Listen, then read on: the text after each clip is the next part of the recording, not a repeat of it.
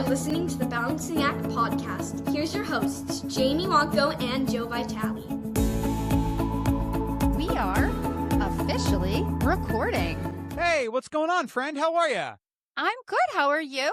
I'm good. I'm on the mend. Me and my fantastic pickleball injury. I've had my little knee procedure, so I got flying colors from my physical therapist that I was strong and I'm good. So I'm just going to keep doing it. And you're back on the pickling. No, I have to take it easy first and, Soon. Well, yeah, hopefully.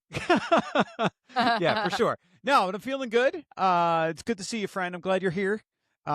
We have some great guests in the wings today. Guests, that's right, plural. We got some cool stuff going on today. And we are gearing up for a very special thing that's coming up next week. Can't wait to tell you guys all about it. Yes. And this is Joseph Vitale, and I'm Jamie Wonko, and this is the Balancing Act podcast. Yeah, I should mention who we are. That would probably help. I'm just so excited. And what else do we have for season 3? Hey, we got lots of things for season 3, like our presenting sponsor. That's right. I just said season 3, like I'm some kind of season 3, like some Italian guy or something. Yeah. Okay, so season 3 is brought to you by our presenting sponsor, Teachers Insurance Plan. Make sure you check out the link in our description in the episode for more information or to get a quote. Teachers Insurance Plan, auto insurance that brings exclusive educator savings and exceptional customer care to New Jersey and Pennsylvania educational employees. We have talked a lot about executive function. I'm very excited. It's Joe's favorite thing to talk about. I mean, yeah. But definitely this is going to be a cool talk today. And we have a returning guest who brought a friend with him, so we're really excited to have him. So why don't we bring him on in and get to talking? Well, hello, Mitch Weathers and Sarah Oberle. How are you? It's very good to have you guys here with us today. How are you? Great, thank you. All right, we are super excited to have you. Mitch, I think your microphone might be muted there. Now we're back. I'm excited. We're excited to be here. Yes. Hi. Yeah, Thank you so much for joining Sorry us today on the Balancing Act podcast. We've had the pleasure of meeting Mitch and talking to him last season. And this is our first time speaking with you, Sarah. So it's so nice to meet you. Thank you so much for being here.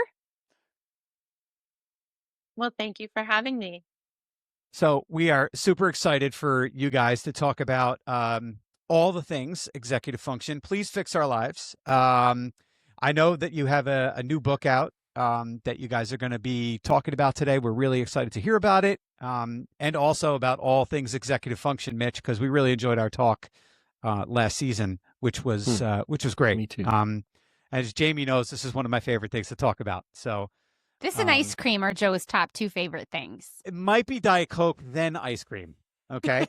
And executive functioning, yes. And then executive function, yes. For sure. So, Mitch, tell us what you've been up to recently, man. What's been new in the Mitch Weathers world? Well, the last 2 years has been. I can't remember exactly when we recorded. I want to say it was about springtime last year, right around this time last year, I think. Okay, so I probably didn't mention it. I don't know when Sarah and I started the project, but when the first book on executive functions came out in March of 2024, and was really well received, which is great. We've been doing all kinds of great work around that, but one of the kind of consistent bits of feedback were the K-1-2, K-1-2-3 teachers, the primary space, like, what about us? Because the subtitle of my first book specifically mentions grade bands 3 through 12. And that was very deliberate because my work with Organized Binder and my own teaching experience, I've had quite a bit of upper elementary, middle to upper elementary, middle school, and then high school experience. And I really wanted that first book to be genuine and authentic. And I felt like I could speak to those grade bands as an expert and provide some value. But what I didn't want to pretend that I understood as well were the primary years. And more times than I can count, we would have like a book study offered by a district or a county office or something where people could just sign up. And the consistent, like every time, it was all the primary teachers that signed up first, like right out of the chute. And then they would, still participate and read the book. We'd have good discussion. But if they were being honest, they're like, it's not an exact fit. I'm pulling things from it, right? Which is fine. So what I've been up to since we've chatted is had the good fortune of meeting Dr. Sarah Oberle in 2022 and have interacted since then. I got to hear her speak at a conference that she invited me to. I've never heard a more succinct definition of working memory and cognitive load. And in response to that feedback, I said, this book, it needs to be written. The work needs to be created and put out in the world. And I know who is the perfect partner to do that, and reached out to Sarah, and she said yes, thankfully. And so that's what both of us have been, one of the things we've been working on since then, and it just now published. So that is awesome. That's what's been keeping us busy. Yeah. Yeah. I often look at like K-3 teachers. I know that that's what the book is geared towards, correct? And I often look at like K-3 teachers as like rock stars to me, because like I can't do it. Like I don't know how they do it. And those they're adorable. Their kids are cute, and I loved that age when my kids were that age. But I could not, for the life of me, I couldn't do it. I just and a lot of people look at me teaching middle school for 28 years in the same vein, right? They'd say the same thing.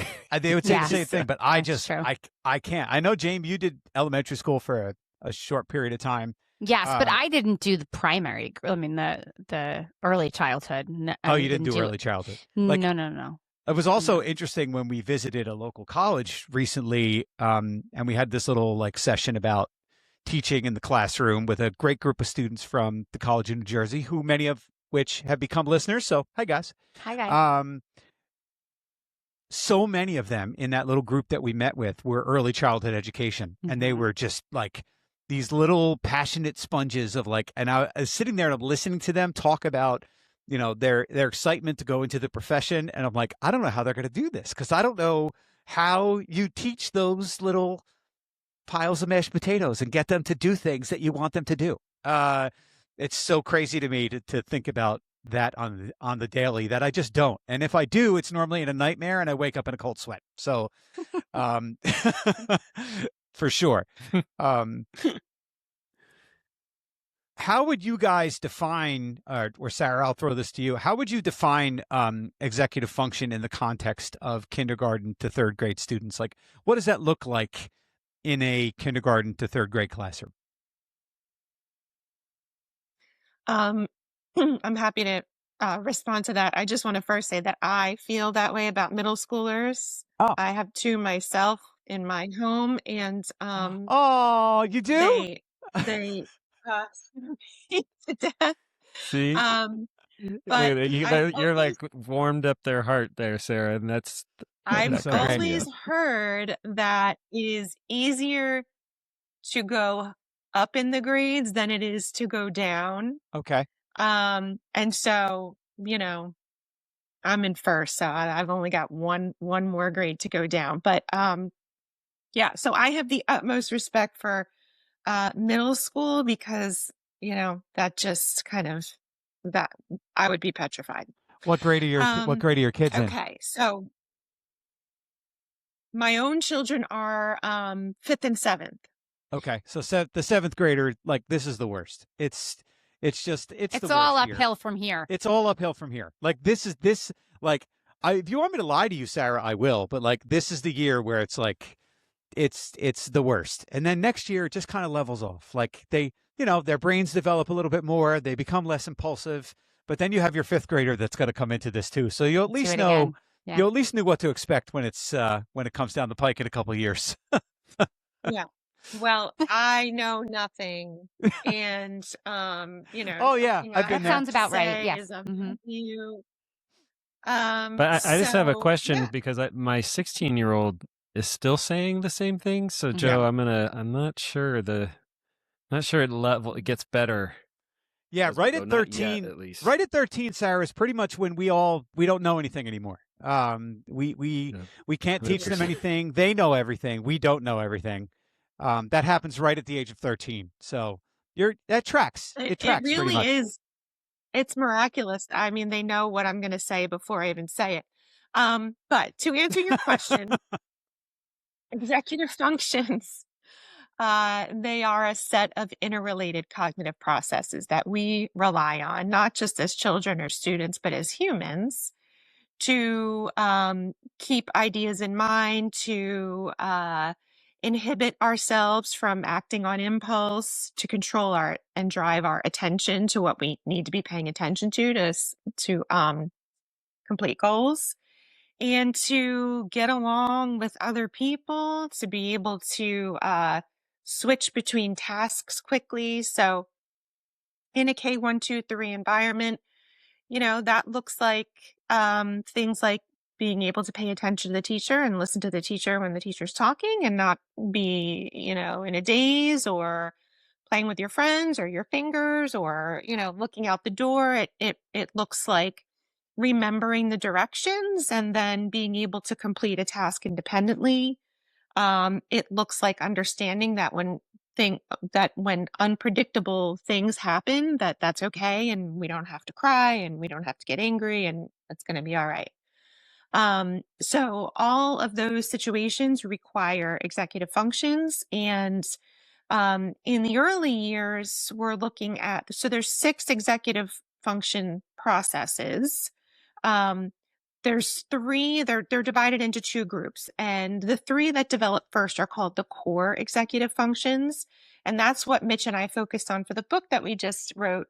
And that is because those are developing toddler to, elementary age. So for K1, 2, 3, really important to understand, because your kids are in the midst of explosive development with those core executive functions.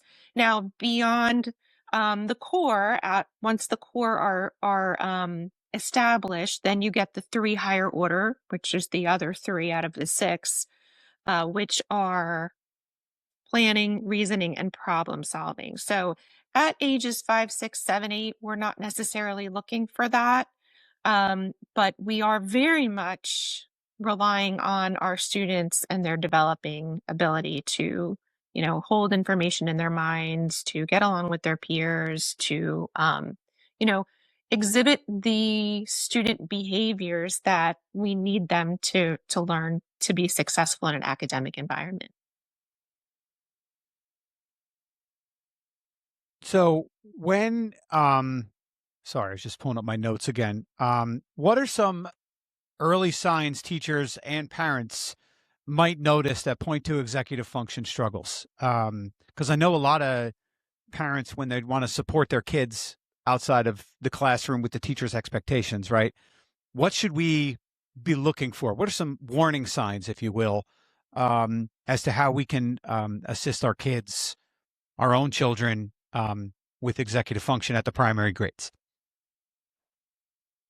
And I'll let Mitch jump in, but I just want to give a disclaimer that at the ages of, pre-K, kindergarten, first, second, we have to consider the fact that they are in development. So we're not looking for our students to, exhibit 100% ability to control themselves. I mean, even adults can't do that. So we just have to keep in mind, is this just development, or is this disfluency with executive functions? It's not necessarily a problem. It's just us understanding that it's under construction. Go ahead, Mitch.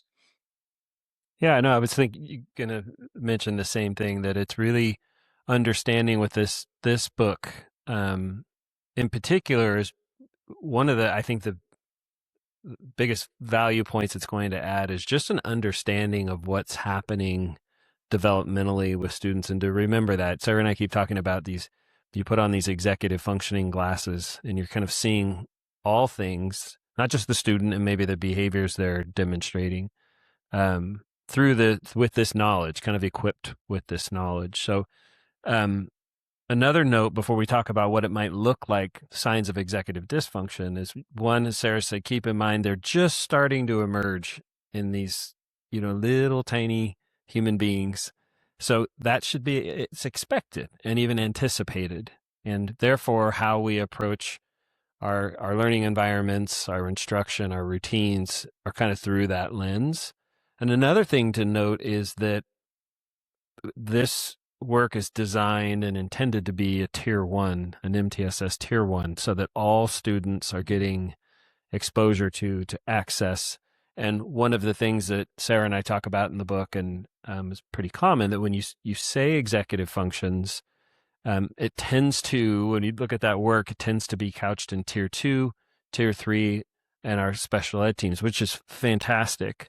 But when in the absence of a tier 1, right, we can't tier 2 ourselves out of a tier 1 that's missing, the tier 1 problem. But if it's there, and we're anticipating maybe some of these struggles and adjusting things to help students have the best chance of kind of developing these core executive functions, it's a win-win. So the anticipation, and then the fact that it's for all kids. But what would it look like? In fact, you know what? I'm going to let Sarah respond to that, because she has so many stories. And at first, she would say, when we were writing the book, that, we don't even have to say that. And I'd be like, what do you mean? She's like, primary teachers, it'll feel like we're talking down to them, or we don't understand. Like, this is literally the air we breathe. So we're going to leave that. And some of that, she actually finally had to send me a video to show me, like, this is what I mean by, like, step by step by step. And just the behaviors and the little bodies in the room. And it was like you were saying earlier, Joe, it's like I was exhausted at the end of the 5-minute video, which was a tutorial on how to put your chair up at the end of the day. And there was like 7 steps that she modeled each step. And I was like, oh my gosh, she's been doing this for 6 hours. Right. So what's it look like? I think it would be more authentic to hear from a couple anecdotes from you, Sarah. Right. So maybe from today. Perhaps, yes. So, again, just to emphasize, seeing these things does not mean that there's a problem. It just simply is, illustrative of the fact that we are at these ages, we are still working on getting there. So some of the things that you might see are very quickly forgetting instructions. So, you get a set of directions for an activity, and 2 seconds later, they're asking you what to do. And you're like, I just told you. So, it's possible that they weren't able to maintain attention. It's possible that their working memory was so overloaded. Maybe you gave them too many directions at once, or whatever the learning activity was, or the content that you were covering. They're trying to maintain that in mind and keep your directions in mind, and something's got to give. So you'll see things like that. You'll see kids that really struggle to orient their attention where it should be. So if I'm teaching, I expect my students to be looking at me or looking at the board or something that I'm gesturing to. But sometimes you'll see kids that are, almost in a daze. Not that adults don't do that too, but for kids, it's much, much harder to release that reflexive attention, that the things that you want to kind of drift off in your mind, or the things that are externally distracting to you. So, you'll see kids that really struggle with that attentional piece. You will see kids who have a really hard time getting over changes in schedules or disruptions in normal routines. That's, very upsetting for them, or they tend to like ruminate on it. I always say, if I see a substitute after I've been out, they'll always say, this one kept telling me what to do all day, kept telling me I was doing it wrong, that's not how the teacher does it. And so it is because they are so tied to the way that things are supposed to be. And it is hard for them to release that rigidity of thought. So, I could get more content specific if you'd like, but those are just some general common behaviors that you might see that could be indicative of either a compromised executive function processes, or just the fact that, they are by nature in process. So yeah. And I it think is harder for kids that age to do those things. I think what you're saying strikes a struggle chord with me, because in lots of the teachers that we know, and even Joe and I, our experiences in middle school, there is such a common thread of kids not doing those things that you had said. And it's so developmentally inappropriate for the average 7th or 8th grader not to be able to listen to a set of directions and then apply. And we're just seeing that like widespread across the board. And those are, definitely things that if you're in development in pre-K 1, 2, 3, by the time that you're in 8th grade, it should mostly be handled. And so I think we're seeing that spread throughout, but there's kind of this pattern of developmental problems not being addressed in the primary grades, and then they just continue on. And, little kids, little problems, big kids, big problems. But it's definitely something that we see throughout middle school, which is concerning for sure. And we hear that all the time, when we discuss this and we're talking about primary, and people will say, well, I see the same thing in my high schoolers, or, and so it might look a little different, but, and it is true. Again, executive functions are human cognitive processes. So Right. some of us just have a stronger ability to inhibit ourselves from doing something we want to do, from checking our phone, from eating something that we shouldn't eat. So it is very individual, but we have to keep in mind, for the purposes of our teachers of K 1, 2, 3, just how delicate these processes are, and we rely on them so much for completing academic learning, academic tasks. So just to be wary of how fragile they are, and what can we do to preserve whatever our students have, whatever they bring to us. Yeah. Have you ever thought, I work in education, why is finding a job so weirdly hard? Yeah, scrolling through random job boards where half the listings don't even make sense is not the vibe. That's why njschooljobs.com actually makes sense. It's a job board built specifically for New Jersey schools, public, private, charter, and parochial. Teachers, administrators, counselors, support staff, coaching opportunities. If your job involves a bell schedule, this site's for you. It's free for job seekers. You can upload your resume, set job alerts, and apply without jumping through hoops. Schools across New Jersey actively use njschooljobs.com, so these are real, current openings. They also host virtual job fairs where you can connect with multiple districts online. No driving all over the state.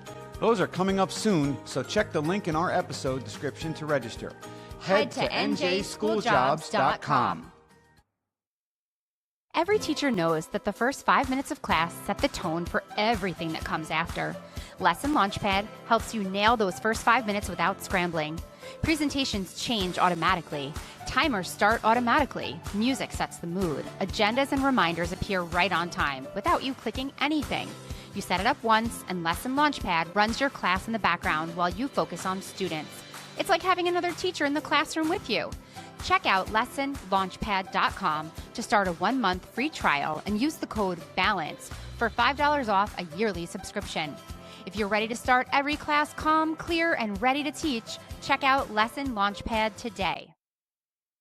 Can you share one or two simple strategies that teachers can start using to support working memory or even self-regulation? Sure. Want me to jump in, Sarah? Sure. Yeah, we can piggyback on this one. So we in the book, the core executive functions, working memory, inhibition. Can I inhibit both external, internal stimuli or feelings, and then cognitive flexibility are the 3 core executive functions. And that's a great question, by the way, Jamie, because it's looking at, what realistically is in my sphere of influence as an educator. What can I influence in terms of executive functions in the primary years? In particular, that's true of any year, but since we're talking about this book and those grade bands, and specifically the 3 kind of domains that we outline are the environment, my instruction, and routines. And when we look at, I'll just speak to environment real quick, and maybe Sarah can mention instruction and routines, but we specifically kind of hone in on the acoustic environment, the visual environment, but then also the physical environment. And if I'm looking at that space, the learning space, through a cognitive load lens, recognizing that working memory is kind of the the engine for learning, if you will, the engine for staying on task and paying attention. And it's finite. It has a certain amount of bandwidth to it. And the more I'm using for anything other than those factors, there's just less available. And that's where, Joe, your question about what behaviors, like Sarah was saying, it may be an issue, it may not. And as we start to put those executive functioning glasses on and think about our environment, I tell a story of a student that I talked to because I was in a walking classrooms. I was visiting a school, and it was I happened to be in a really loud classroom just at that time of day. It was an elementary. And I noticed a student who had her eyes closed and was kind of doing the lean back during the lesson. And I had a chance to chat with her afterwards. And she just shared with me, well, that's what I have to do to try to block out the sound, because it was one of these classrooms where as the kids got louder, the teacher just kept shouting louder and louder, and doesn't work, obviously. But that was kind of the way it rolled in there. And so considering, okay, I'm using that inhibitory process. I'm trying to inhibit that so that I can focus on what I'm trying to do, the activity, the lesson, whatever it is that I'm focused on. Well, that takes a lot of that cognitive energy bandwidth. So as a teacher, it's not saying that it has to be silent all of the time, but is a noisy classroom always a productive classroom? Might be. It might not be. And so putting those glasses on and thinking about that. Same thing with the visual environment. Sarah very well says this all the time, that just the research is very clear that the scanning and looking around is really taxing on working memory. And so how do I start to think about the visual field that I place students in? And again, it's strategic. Sarah's with her first grade students all day long. So there's going to be times where it might be advantageous for it to be quiet or quieter, and I'm giving direct instruction or delivering some directions or whatever it might be. So maybe I'm going to stand in a place where there's less visual stimuli behind me or in the visual field. So those types of considerations would be right, which I personally think are really almost fun and interesting to step back and go, okay, let me think about this. Because there's going to be things that most students are carrying that you can't influence. Both, it's positive, like I want to go to recess and play with my friend, or maybe they're carrying some stuff from home, their lived experience that they're having to inhibit to stay focused. So the environment, and I'll pass it to Sarah for maybe a mention of instruction and routines, but it's that kind of practical strategies that we outline in the book. Go, Sarah. Thanks. So instruction wise, we go into scaffolding and not just instruction, but independent activities, making sure that we're not releasing our students to do too much, because we know that's a long time and that's a lot of directions and content for them to remember. One of the things that might seem counterintuitive that we talk about in the book is being very careful when you are teaching about the stories that you tell and the examples that you give. So when I am teaching and I think, oh my gosh, one of my daughters did that yesterday, and I just want to tell them, as soon as I tell them that, what are they all thinking about? They're thinking about Mrs. Oberle's daughters, and, they're thinking about whatever I just brought up. And really that was on me, because I should have inhibited my impulse to tell that story in the moment, because now I have them all distracted. Same thing goes with examples. So I think in the book we used Disney, and, we want to connect with our students. We want to engage them and interest them, but we have to be careful, because the minute you, and if you've ever been in a primary classroom, you see this right away. The minute I say, okay, we're going to talk about maps today. We're going to learn about map keys. And this is a map of Disney. It's 25 hands go up, right? I went to Disney. I saw it's like everybody's gone. And now that's all they can think about. It's like the kids that have their hands up when you're still teaching and they don't hear you because all they're thinking about is what they want to ask. So you have to be careful about connecting with them, but not sending them off into another mental space where now they're distracted because you mentioned Disney and now everybody's mind is on Disney. And now you're saying, okay, I just talked about that. Everybody's excited about it, but don't think about that. But we're talking about maps. Remember, guys, that I want you to make map keys. And I've just made it harder for them to do that because I sparked this idea that is really exciting. So that is one of the considerations that, we can put our students in situations that we give them interference. We make it harder for them we put more demand on their executive functions because now they have to focus their attention on me. They have to ignore whatever's in their environment. They have to try to ignore whatever thoughts are popping in that, I really want to think about Disney, or she said her daughters, and now I'm thinking about her daughters. And one time her daughter came to visit, and I remember, and let's talk about that.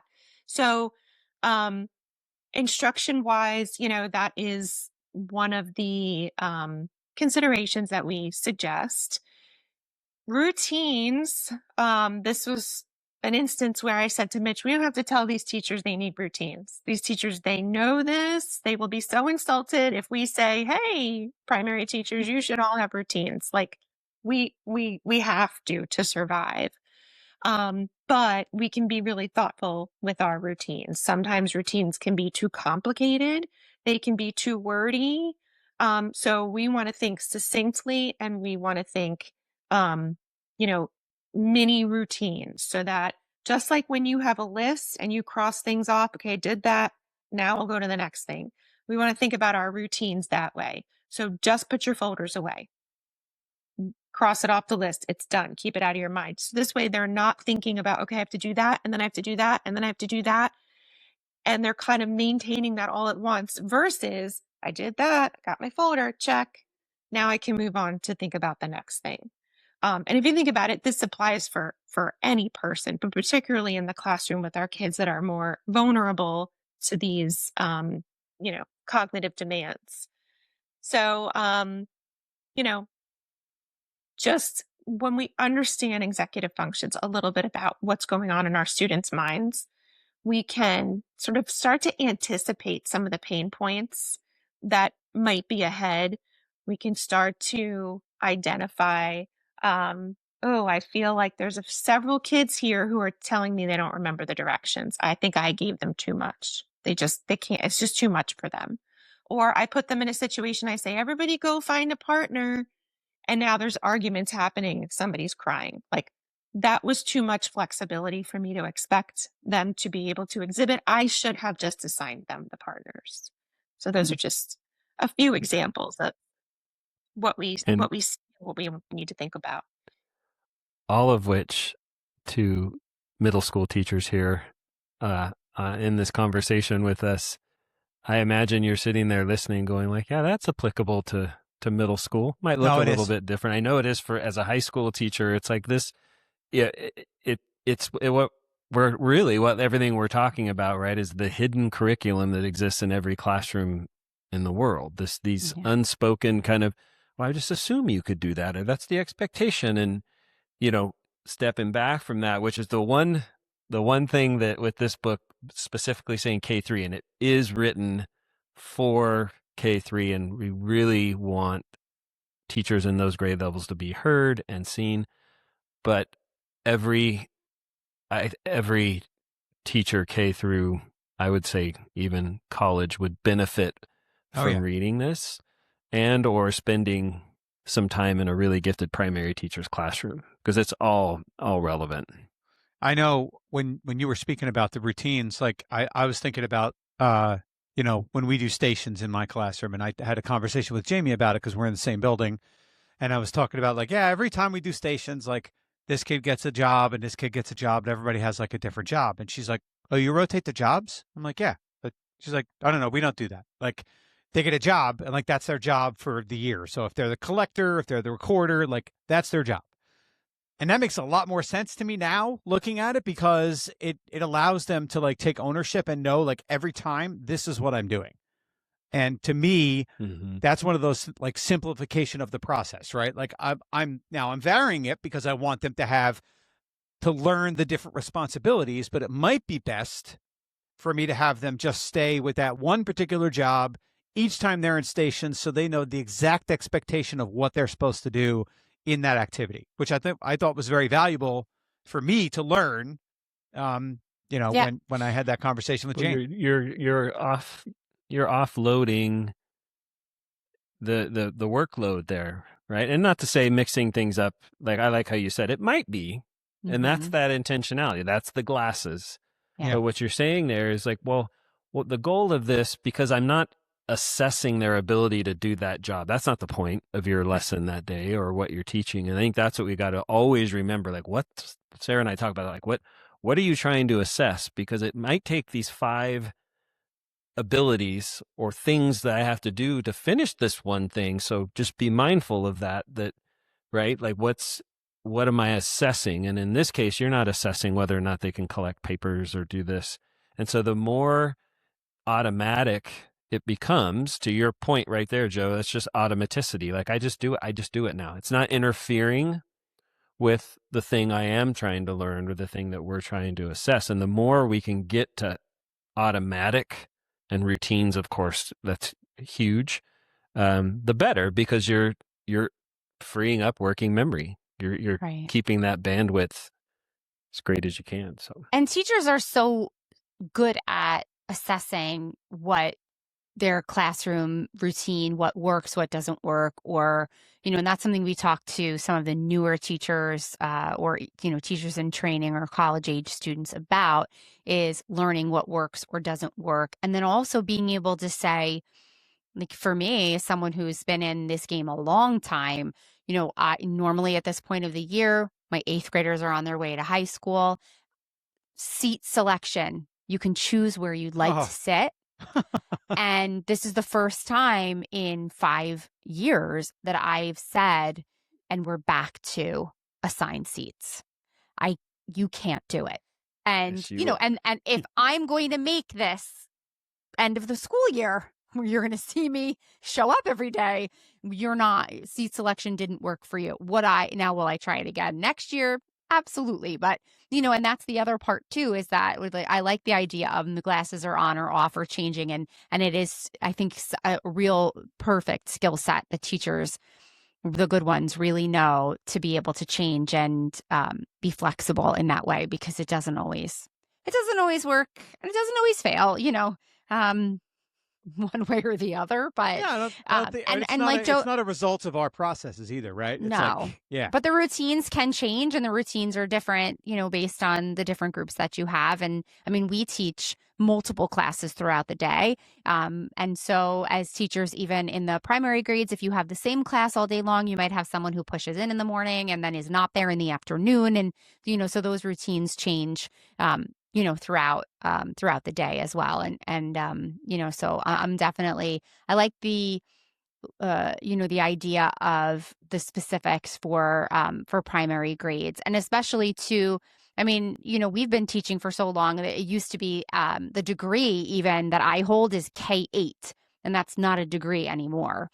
They have, the pre-K to 3 or pre-K 2, and then I guess 3 to 5. They've kind of like chunked, which is so important because there's such huge differences, in those years. And I think that's why Joe said at the beginning, oh, you taught the primary grades. I never went any of my teaching experiences. I never went below 3rd grade because that was, too young for me. But my sister's been teaching kindergarten for a very, very long time. And I'm just curious, like as a personal question, when you talk about routines, there's this mention recently of kids, doing some new and I guess creative behaviors. And one of them is a trend of like taking their shoes off. So they go to the rug and we're supposed to be sitting at the rug and we're taking our shoes off. And that is new and different behaviorally than something that she had ever seen before. Would that be a routine issue, behavior issue? What do you think, Sarah? I'm just curious how you might handle. It's time for the rug, and we're going to read.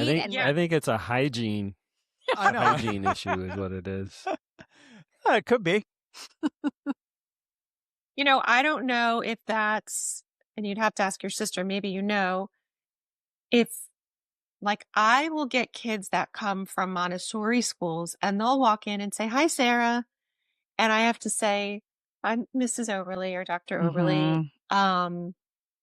Because that's just, there's different expectations there. So Right. I don't know if somewhere along the line there was an environment where those kids thought that that was okay, or I don't know if this is like a trend. I don't really see that. I'll see once in a while a shoe fall off, and it's usually because they can't keep them tied. And I probably already said 6.5 times, like, you have to wait. So a shoe falls off, but I don't see that. And I don't know if you're saying that some teachers are either allowing it or encouraging it, but I would They are say not. And they are that's not an allowing or expectation encouraging. Yeah. situation where you're yeah, we're going to say, no, we're not going to do that here. We have to keep our shoes on. We have to be safe. Now, I know there's days, like there's sometimes classroom rewards where one of the rewards will be like, no shoes day, fine, whatever. But I don't think that's an executive function. That's establishing and reinforcing your expectations in the classroom. Yeah. Is it multiple kids or just like, I don't know, you're speaking for Janine here, but like. I'm not. it- I retract. oh, Never mind. Sorry. I take it back. The next, we have another question for you. What changes do you hope to see in students as they're developing these skills, as we're trying to lessen some of the gaps in learning? But what are you looking for as far as when you're fostering these changes in the kids? What are you looking for? Does that make sense? Well, looking course. for, first of all, their ability to recognize in themselves, start to recognize like, oh, I got distracted, or, oh, can I have some headphones? She's singing and humming, and she does that all day long, and I can't focus on my work. Or, can you close the door? I'm distracted by whatever. So the kids become aware of, am I paying attention or not? And they can even do that in first grade. And so, we'll start to see kids that'll say like, can I have a divider, which is basically like a testing tent, or like if you've ever heard or seen something like that. Sure. Yeah. Because my friend is already done with their work and I can't stop looking over there. And I'm like, well, good for you for realizing that. We hope to see that our kids, now we're not going to see this from the beginning to the end of the year, but over the years, we want to see our kids become more independent, more responsible for keeping their things together, for, following directions. And as they are growing and maturing, they are able to maintain more, and we can expect more, but not a ton more. So, certainly adults are much more capable than children, but if you're talking a kindergartner to a second grader, the maturation is certainly there, but we're not growing leaps and bounds in working memory, or our ability to sit and look at a cool new toy and not pay attention to it because I have to wait till recess, but the teacher left it out and now that's all I can think about. And Yeah, it's adding on to that